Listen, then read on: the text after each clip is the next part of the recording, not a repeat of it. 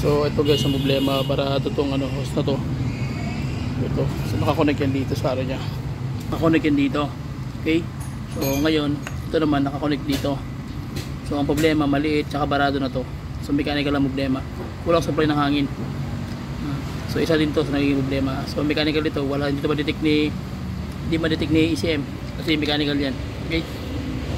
Kailangan na tatagusan yung hangin diyan, ayun, supply ng hangin para makita yung ano, yung lakas ng RPM pataas.